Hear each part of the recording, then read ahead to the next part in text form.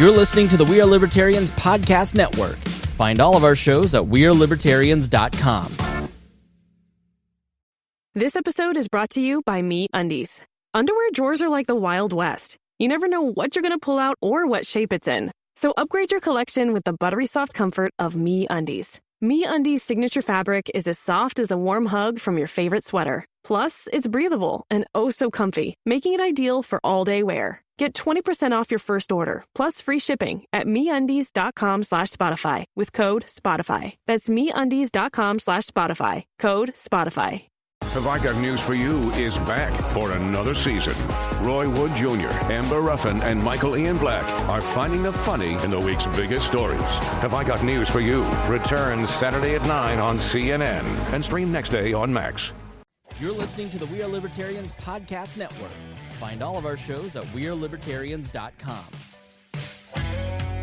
Welcome to the Chris Spangle Show. My name is Chris Spangle. It's so great to be with you. And first and foremost, thank you to everyone who is a Wall Plus member. Make sure you check out all the benefits of being a Wall Plus member at joinwallplus.com. That is WAL as in We Are Libertarians for the network.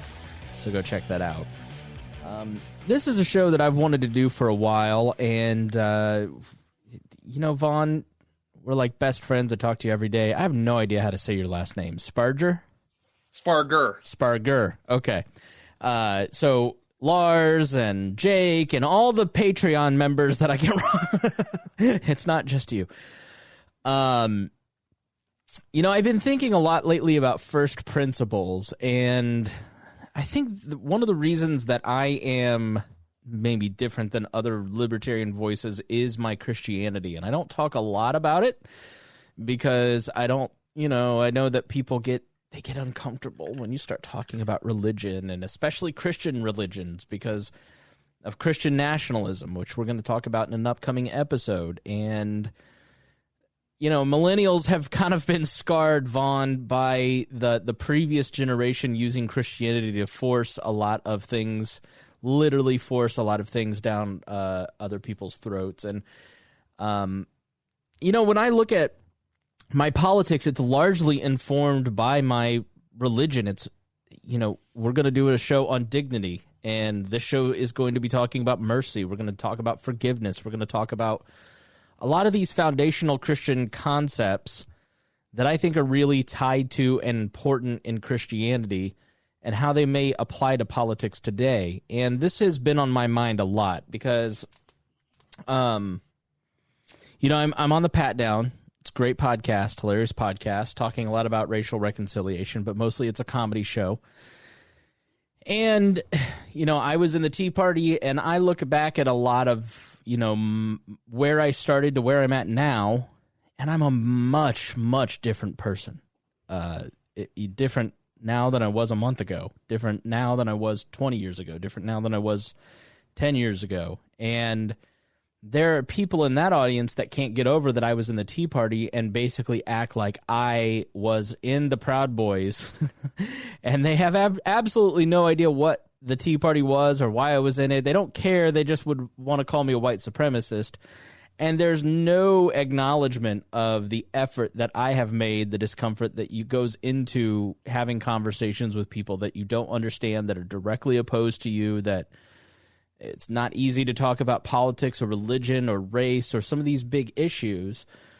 It's just, I don't want to have to deal with your worldview, so I'm just going to call you a name. Like, there's no mercy there, right? And for the other side, there isn't. You're on the right, for instance, and you're a Trump person, you have no mercy for the bulwark guy. If you're in the libertarian movement and you're an anarchist, you have no mercy or grace for the Mises guy, right? Like, in Christianity, if you're Mormon, let's say if you're Baptist, then you have no mercy for the Mormon guy, right? Like, we separate ourselves into these groups and manage to dehumanize each other so often, and that is like the root of the cause. And so I've been thinking a lot about the antidote to it, and that seems to me to be mercy. And so, like, can you define mercy? Can you can you explain now? We should also probably explain who you are. What do you do for a living? Who are you? And tell us why you're here. Well, my name is Vaughn Spargur. I'm an associate pastor in a Baptist church. And frankly, studying the history of my faith, my doctrine, a lot of people, they are what they are because of who their parents are. They're the religion they are because that's what their parents are. They're in the church they are because that's what their parents are. And I was raised a Baptist. But when I was in seminary studying Baptist history, I realized, whoa, the more I learn about Baptist history, the more I realize I really am a Baptist. And the more I studied it, the more it led me to libertarianism. And the thing that you were talking about, mercy in a biblical definition is what we call unmerited favor. It means giving people what they don't deserve. That's the most basic definition that I can come up with. Mercy is unmerited favor. And so we, as Christians especially, are called to be merciful to those around us, to show mercy to everyone, even when they don't deserve it. Yeah, I feel like there is a lot of, let's say this, mercy seems to be instrumental in de-escalation, which is what we desperately need at this moment. Mm-hmm. And you can't ask other people to give you mercy. It doesn't work that way. It's about you. It's about individuals. We can't just expect other people to forgive. We have to take that first step. Someone has to de-escalate.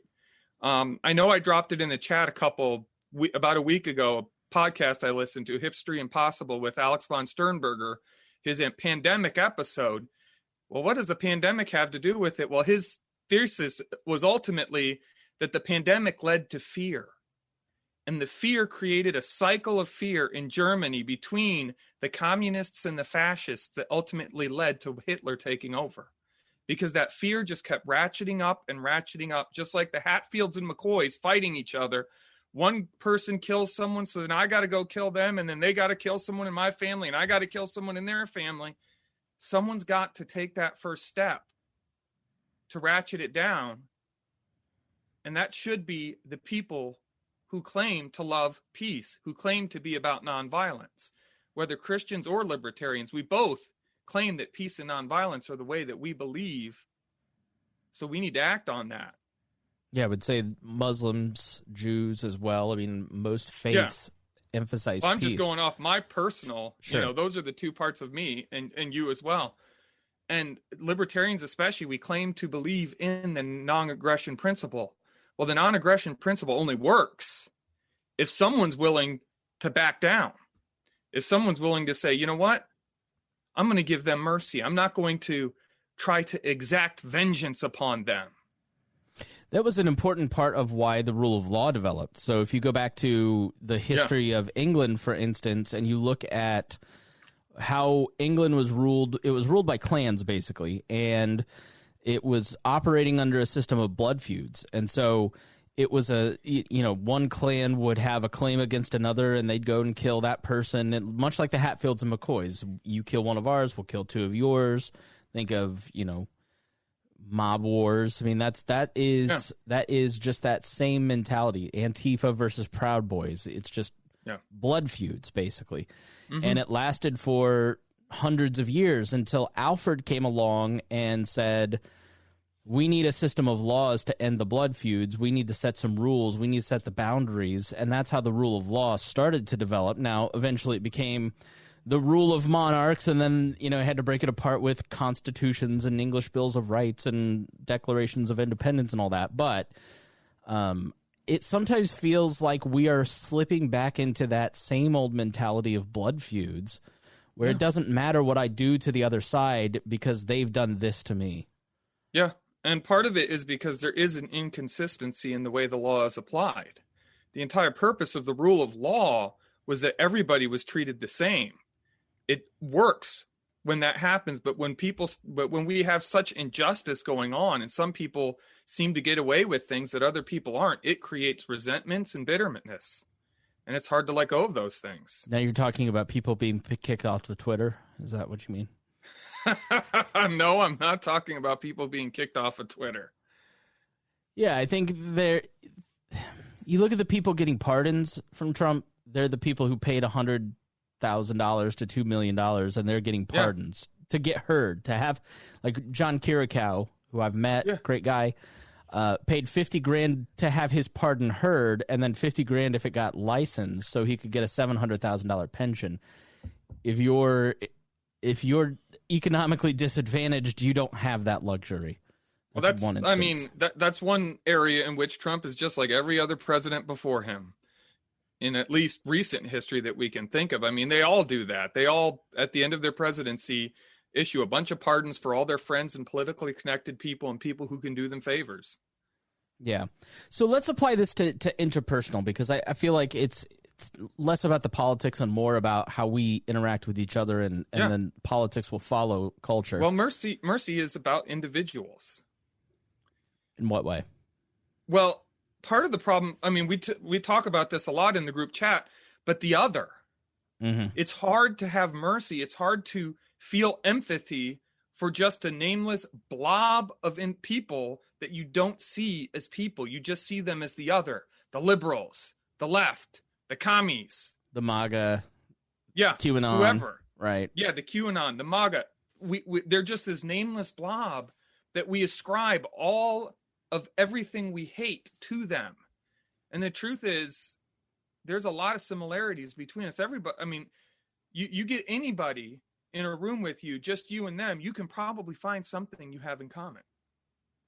Yeah.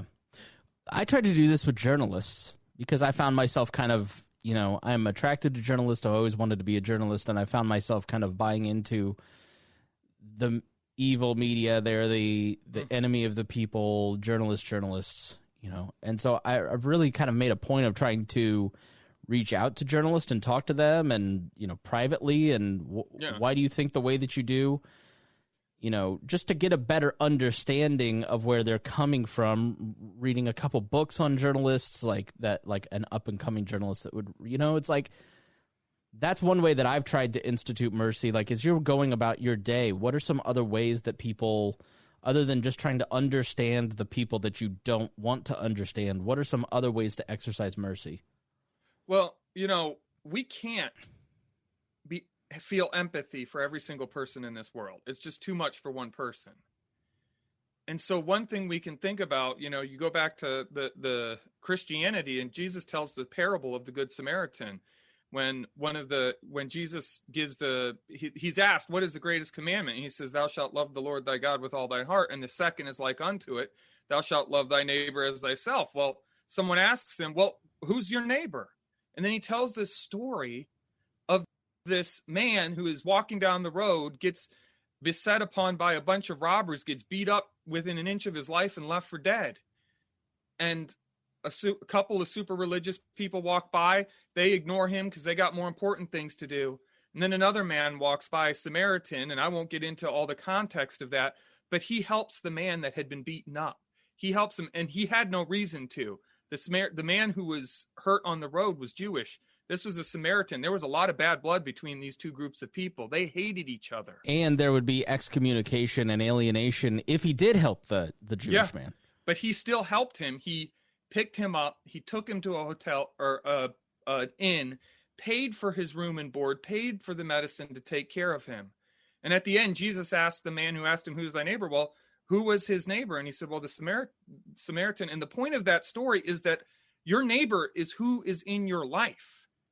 We get so focused on all these crimes and all these things that are happening completely outside of where we live, of the people we talk to.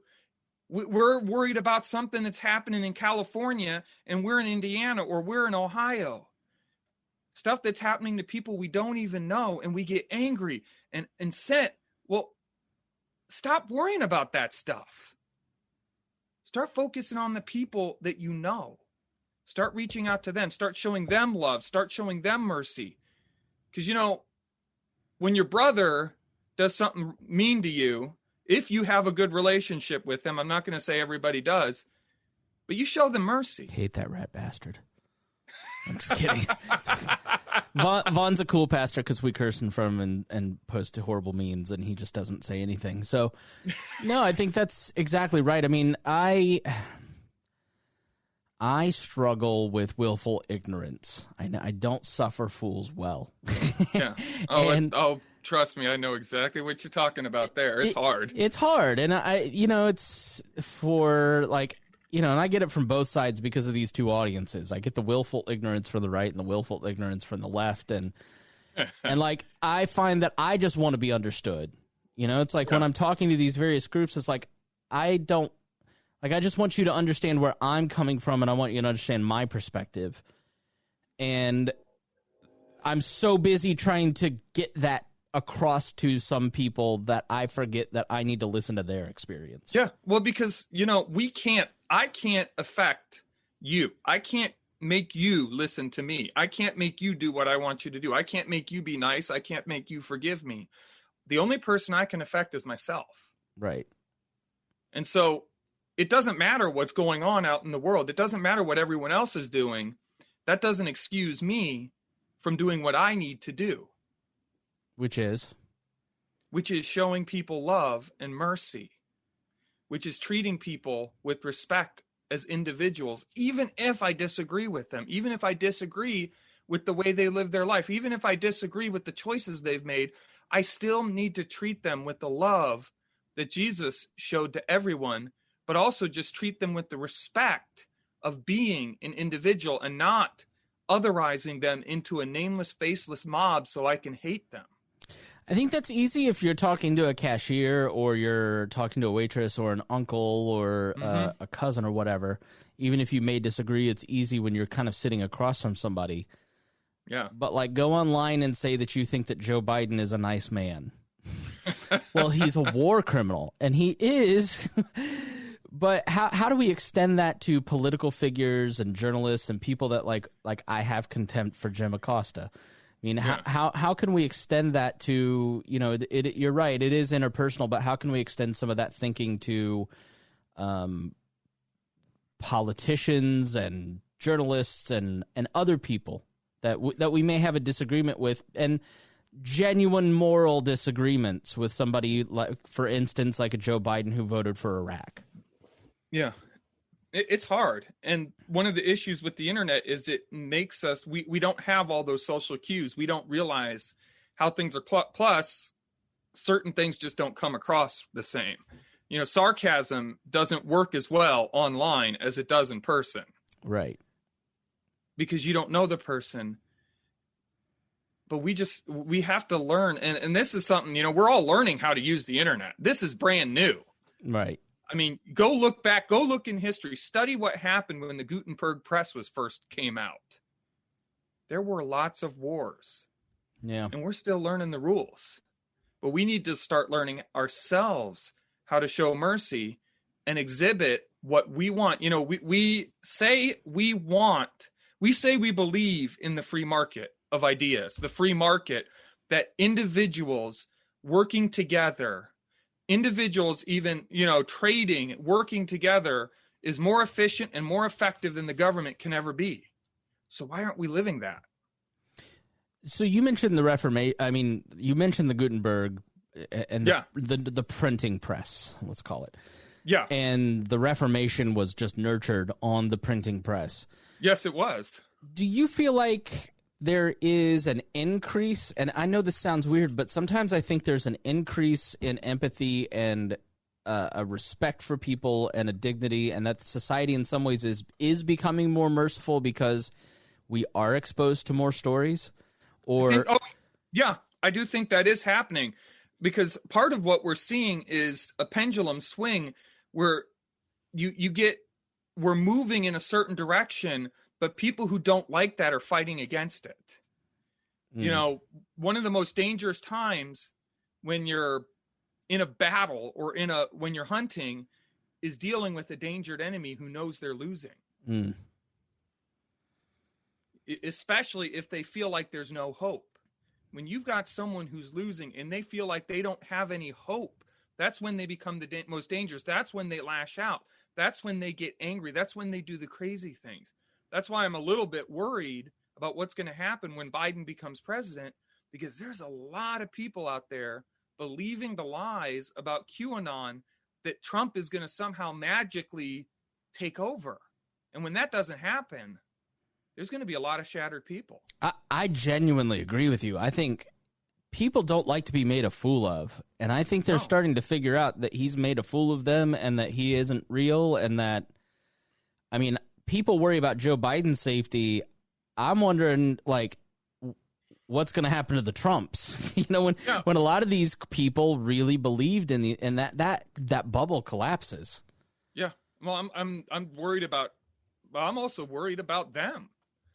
I mean, because that's going to affect not just them, it's going to affect their families. Yeah. It's going to affect their kids. Just that article I just dropped in the chat about that father who literally told his children, and I guarantee you that in the past, this is someone who talks about family values, told his children, if you tell the police I went to Washington, D.C., I'm going to put a bullet in your head because that's what traitors deserve. Right. And one of the sons said, I love him, but I hate him. I hate what he's become. I hate what Trump has turned him into. So how do you deal with, if you're the son, how do you deal with that? Because part of why I wanted to have this discussion is when that bubble bursts, those people have to come back to reality, you know? And how do you start to, there's going to be a lot of people who go, you acted really ugly for 5 years and I don't want to be a part of you. And alienation is part of what's making a lot of these folks violent. They're looking for connection and meaning. Yeah. And they're not finding it because people are rightly cutting people that have no boundaries out of their life. But how do you recognize a changed heart and show mercy to people? Well, you've got to have boundaries. And what I mean by that is, this is something we wanted to talk about, is what is true forgiveness?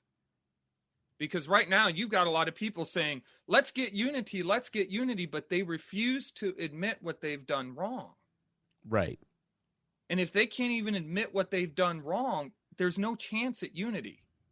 But that doesn't mean I shouldn't still be reaching out to them, but I also shouldn't allow them to victimize me again. One of the biggest problems you see in many churches is they expect women who are being abused by their husbands to stay in that marriage or to even reconcile with the husband with no boundaries, with no way to keep the husband, to force the husband to treat the woman correctly. Right. And, it might surprise some people, me being a pastor, I do listen to the Pat Down, and there's some very interesting things. She talks about how she forgave the people who did some incredibly horrendous things to her, not for their sake, but for her sake. Right. But that doesn't mean she's letting them back in her life. Right. Because forgiveness isn't the same thing. There's got to be boundaries, and the person has to show true contrition, especially in families when there's abuse or anything like that. You've got to say, you've got to make sure they know it's not just, oh, I'm sorry, let's go back to the way things are. Well, you can't go back to the way things were. That's not what forgiveness means. Forgiveness means I'm not holding it against you, but I'm still going to expect you to, I'm going to still expect you to, I'm not going to forget it. I'm not going to just forget what you did. Yeah, I mean, the Good Samaritan story, there's a great book called Boundaries, and in it they talk about the Good Samaritan, and he took the injured Jewish man to a hospital and left him there and then went on his journey back to where he was going. He didn't stay there for 4 weeks nurturing the man back to health. Like, he didn't divert all of his life and rearrange it for the hurting man. He did what he could in the moment and then moved on with his life. And and that was an important note for me because I, was very codependent, especially after my divorce. And, in this context, I think we look at people who generally act terrible. And I'm not talking about just people and political persuasions and all that. I'm talking about in life. And we're hesitant to give consequences. Yeah. your uncle that believes horrible things or says horrible things will sit there and just kind of be quiet to keep the peace. Yeah. Or we know something is happening in this household, but we don't have evidence, so we don't know what to do, or it's not our place to say something. Where is the line between enablement and how do you apply consequences? I mean, I don't know if the question makes total sense, but I think an important part of mercy is showing mercy when somebody's ready to be contrite, but not just showing mercy time and time. Am I making sense? Yeah. I guess let me illustrate it with the politics situation, right? Like, Trump has acted horribly. Yeah. Unlike Richard Nixon, who resigned and took responsibility and said, "I'm sorry," Trump has absolutely no contrition whatsoever, and he's done something worse than Watergate, and he still doesn't feel contrite. And now he's been impeached, and the Senate has to hold a trial, and now there's conversations about putting him in jail and holding him accountable for the things that he's done. And in my mind, there should be consequences. But at the same time, if there are stern consequences for this man or for the people that have followed him, there's a very real chance of that backfiring in the public, right? Like, so Yeah. if you don't apply the consequences, then things never change, because they didn't apply it to Nixon and things didn't change, even though he was contrite. But at the same time, like, if we don't show some mercy to some of these folks, then how do they break out of this mindset? Yeah. Well, part of showing mercy doesn't mean letting them get away with doing wrong. What it does mean is not rubbing the salt in their wounds about it. So don't remind them every time you see them, "Hey, remember how stupid you were?" Right. Give them space. I mean, just look at how you said this, and I saw it too. After last Wednesday, I saw a lot of people who had voted for Trump suddenly looking around like they had just woken up from a really bad dream and thinking, "Whoa, what in the world just happened, and how did I get here? And how was I complicit?" Yeah.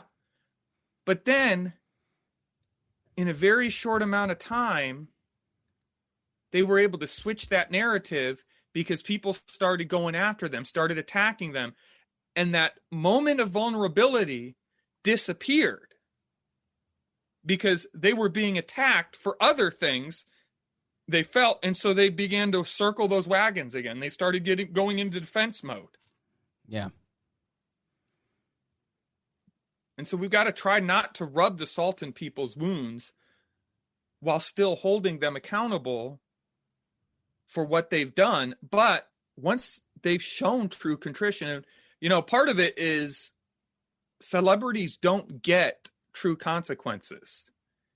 I mean, I think about this often. Mel Gibson. Yeah. How many times has he been allowed back into polite society after saying some crazy thing? Right.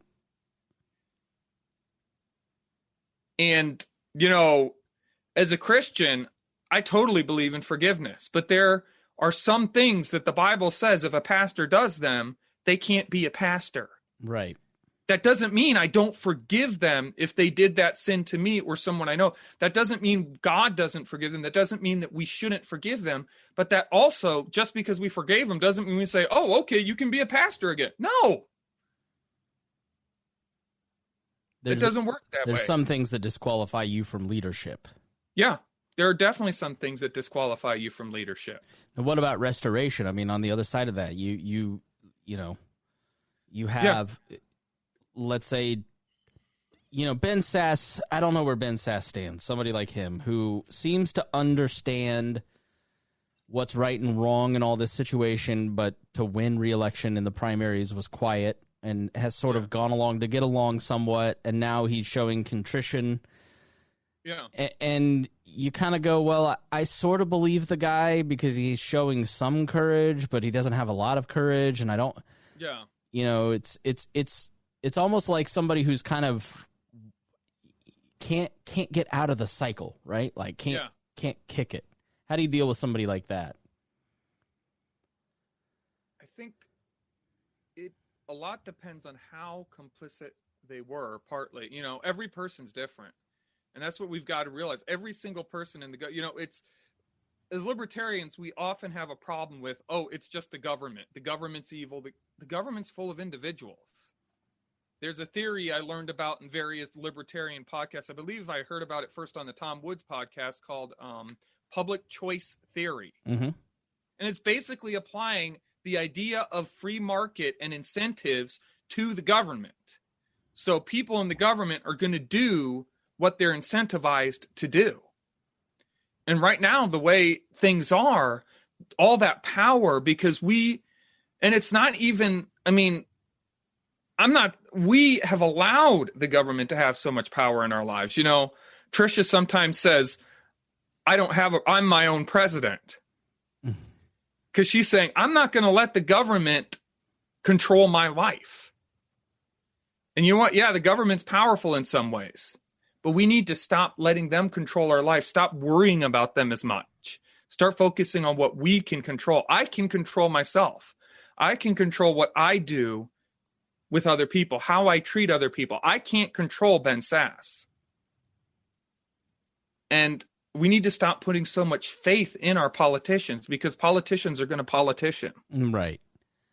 That's a part of the game. Yeah, and I'm sort of using these people as avatars because I think there's a lot of there's a lot of parallels in human behavior in some of these stories that people are more familiar with. It's hard for me to talk about, Uncle Bill and my Aunt Susie and the things I'm having struggles with there. So in terms of mercy, as we kind of bring it home, I know you've thought a lot about this and have prepared a little bit.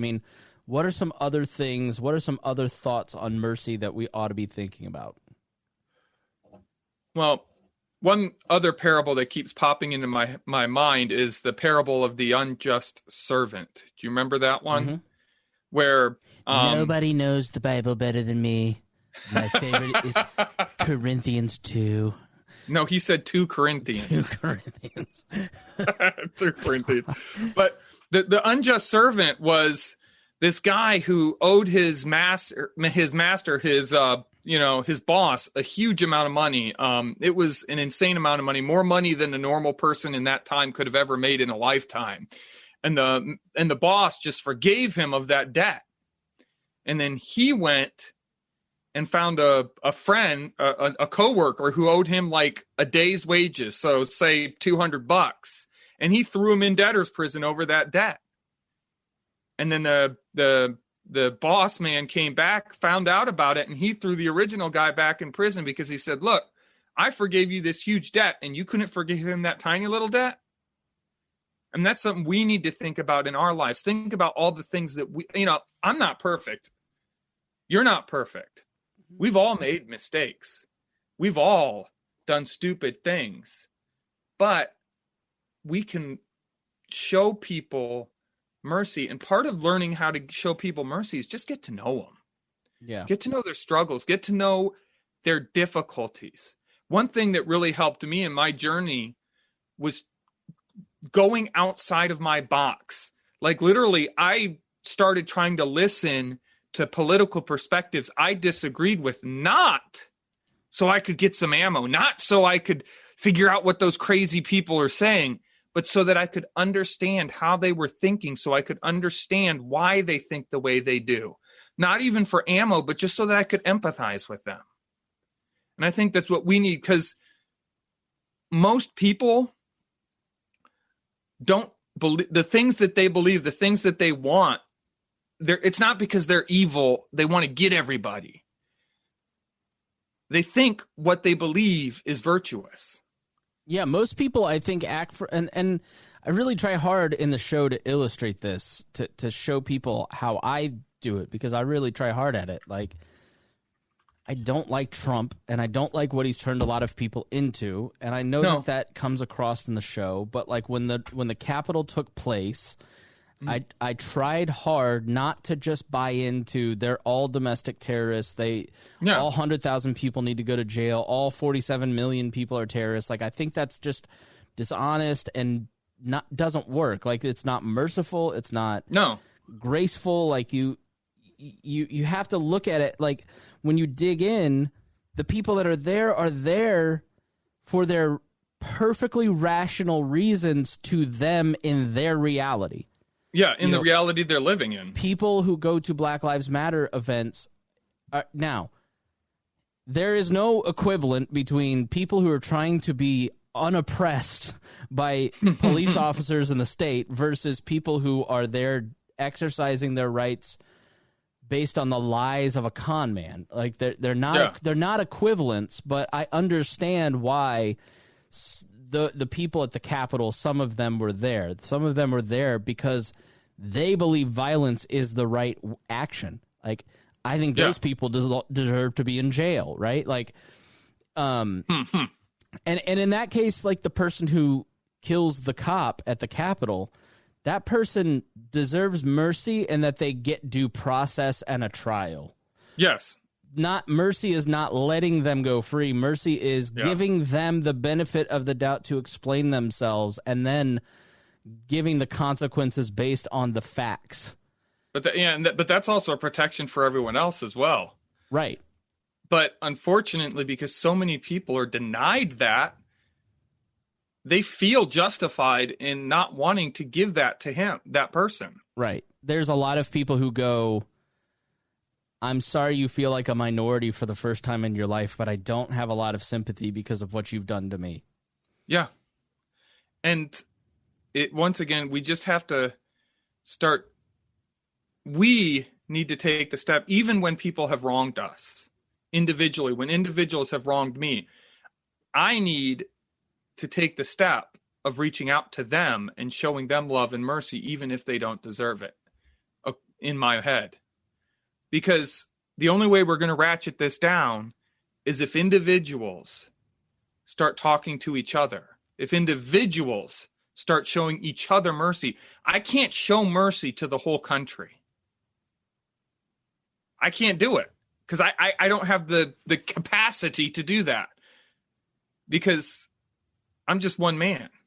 All I can do is show mercy to the people in my lives. Well, let me put it in Libertarian Party context, right? So, like, Amash says this thing about he's defining terms between anarchists and libertarians, and it pissed all the anarchists off.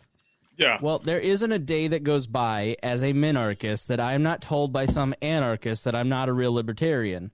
And so when all the anarchists start screaming about someone saying they're not a real libertarian, I didn't really have a lot of sympathy because now you're experiencing for the first time what I experience every single day, having a difference of opinion. You people have decided you are the libertarians and decided that I'm not. And so I didn't particularly care, but I had to admit to people like Hody and Trisha, I get it. I understand because I understand how you're feeling, but I want you to understand that's how I feel every day. You know, and vice versa. Like, I'm not a huge fan of the Mises Caucus. I'm not going to get into it. But we have a couple people, specifically Donald Thompson of the Mises Caucus, that comes in and pushes back. And I've grown to respect that caucus more because Donald takes the vulnerable position of being in our Facebook group and being an honest broker and saying, hey, that's not cool, or why do you think that way? Like, what, we have arguments, but I respect him a lot. I respect Justico Mitchell and Austin Broderson and these people that are there. I don't respect the people that are there that inflame and then bounce and post the screenshots in that group. I respect the person who's there going, all right, Spangle, I know you're not trying to be a jerk, but you're being a jerk. Yeah. Explain yourself. That guy holds me accountable, and I really appreciate it, but he's doing hard work and putting himself in a rough position, and it's paid off with me because I've softened my heart towards people that view me as an opponent. Part of that, and that you just reminded me of something I've ranted about in various places, but we need to stop assuming the worst in everybody we don't like. Yeah. Because, just because someone tweets something, don't just jump to the assumption that he's definitely talking about this one thing. You know, I mean, there was this big controversy over a specific tweet that happened where someone made a generic statement. He didn't mention names. He didn't mention events or anything like that. He just made a generic statement. And a bunch of people said, oh, you're talking about this particular thing.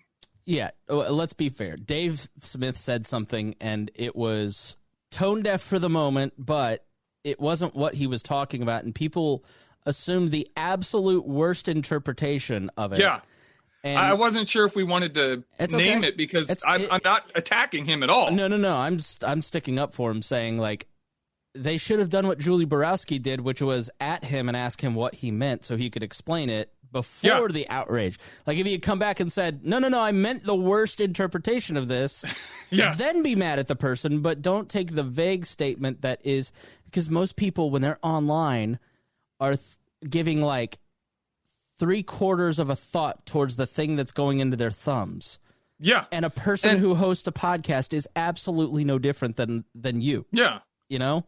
So give people the benefit of the doubt instead of jumping always on assume the best in what they say. Sometimes that's harder than it can.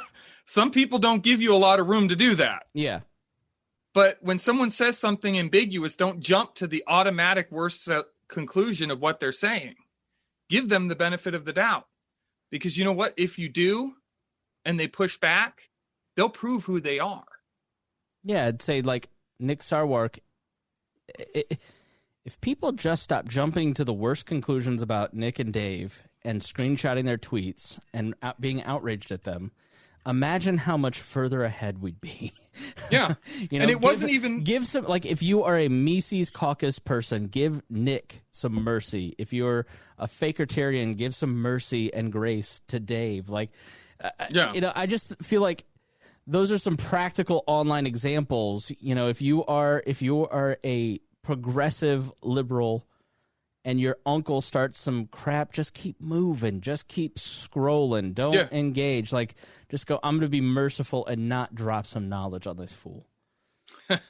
You know, and part of it is you have to look at the circumstances and the context of where he's saying it and what's doing. If someone says something crazy on Facebook, someone you know, and they've got like 1 like and no comments on it, you starting something is going to platform him. It's actually going to increase the reach of what he said. If you really want to talk to him about it, talk to him about it in private so that you're not giving what he said a voice. That's a good point. Like, private message someone and go, hey, what did you mean by this? You know, did you ever think, because I know that happens a lot where somebody will message me and go, hey, do you realize the context of what you just said? And I'll go, absolutely not. I did not mean it that way. Yeah. You know, and like, that just happened. There was some article, I think it was CNN, and somebody said, and this is a great example of it, like, some op-ed on CNN said that they wanted Republicans cleansed, or Trump people cleansed out of the Republican Party. And, like, somebody pointed out, like, hey, maybe that's going to trigger people who have a victim complex who think that they're about to be killed by the left. Maybe you shouldn't use the word cleansed because of it. And they updated the language to mean, you know, and what do you mean? Whatever. What do you mean by a Trump supporter? Right. You know, there's 76 million people who voted for Trump. But did every single one of them vote for Trump because they were a diehard Trumper? Or a white supremacist? And did every single person who voted for Biden do so because they were 100% on board with everything Biden believes in? An Antifa? And is going to do? No. We're making choices based on faulty information. All of us, every single one of us makes choices based on faulty information. Well, I don't know that we've solved the world. I know this is an example of the conversation that we have in our chat all the time with each other. Mm-hmm. You know, we definitely have our own perspectives, and we definitely have our own, like, you know, I'm thinking a lot about how I've handled things and thinking about it, doing them differently. But mercy is something that I think, Vaughn, is like at the top of our list in our group chat as we're doing public commentary. Like, how can we be empathetic, understanding, and merciful of other people even when we don't want to? Oh, it's hard. But you know, if we show mercy to the other person in that Facebook group, in that Facebook argument. You know, you're getting into it with this person, but when you show them mercy, then if there's redemption, if there's the possibility for redemption, you've given them a path. I guess the way to put it is each of us have the ability to confirm the worst fears of the other person or not. Yeah. But if they're a bad actor and we're showing them mercy and we're trying to give them the benefit of the doubt, they'll reveal themselves for who they are. We don't have to show everyone who they are. If we do what we need to do, if we treat them the way we should be treating them, then we don't have to worry about, oh, but if I don't denounce them and say they're horrible, horrible people, no one will know. Trust me, people will figure it out. Yeah, I think that's a good point. Like, you don't need to be the judge, jury, executioner. Like, you be the reasonable voice, right? And let the crazies reveal themselves for who they are. Right. All right, Vaughn Spargur, thank you so much for joining me. I appreciate it. We're going to have you back on to talk about some more other fundamental concepts and how they apply. Because, like I said, I mean, my religion is something that I've not talked a lot about here just because I don't want people to feel uncomfortable, but I kind of don't care anymore about people's comfort. And I feel like there are these concepts that inform my politics that, you know, you don't have to be a Christian to understand and practice mercy. You know, it's an important concept that I think our world is hungry for, and I thank you for helping articulate it a little bit. All right. Thank you for listening to the Chris Spangle Show here on the We Are Libertarians Network, and we will see you again soon.